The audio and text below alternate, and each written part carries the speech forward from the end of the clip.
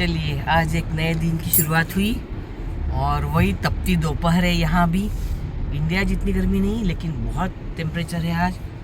और अभी शाम के लगभग 6 बज रहे हैं, फिर भी बहुत ज़्यादा धूप है और मैं निकल पड़ी हूँ एक गंतव्य की ओर। अब क्या है मैं थोड़ी देर के बाद मैं आपको बताऊँगी। मैंने सोचा चलो आज मैं ब्लॉग बना लेती हूँ उस चीज़ पे। एक्चुअली इंडिया से जो पेरेंट्स यहाँ पे आते हैं, कुछ समय के बाद में उनको बोर होने लगता है, घर घर में रहना पड़ता है, पहचान वाले कोई नहीं रहते हैं। तो मैंने आज पुष्कर को बोला चलो पुष्कर आज कहीं चलते हैं। तो पुष्कर ने आज, हेलो पुष्कर, हाय। तो आज मैं और पुष्कर निकल पड़े हैं।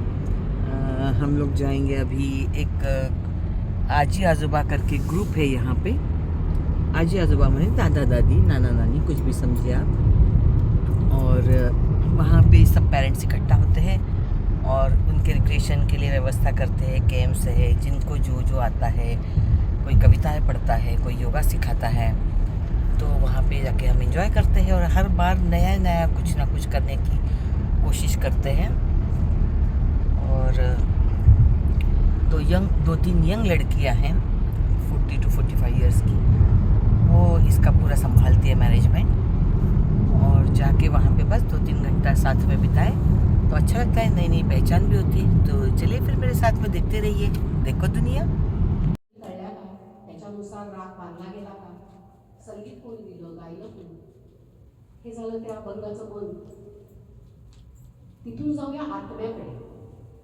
आत्मा म्हणजे मतितार्थ, गर्भितार्थ. अभंगाचा गर्भितार्थ काय आहे, त्याच्यातून आपल्याला कोणती शिकवण दिली. आणि मी माझ्या सूत्रसंचालनाकरता हे 3रं सूत्र निवडलं. संतांनी त्यांच्या स्वतःच्या अनुभूतीवरून, त्यांच्या विशाल दृष्टिकोनातून सांगितलेल्या अज्ञानापासून ज्ञानापर्यंत पोहोचण्याच्या ज्या विविध पायऱ्या आहेत त्या आपण आज अभंगातून ऐकणार.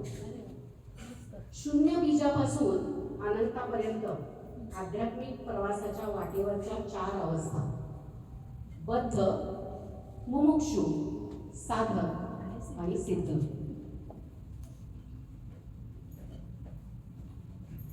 आपल्या वडील बंधूंना म्हणजे निवृत्ती महाराजांना गुरु मानला. गुरूंच्या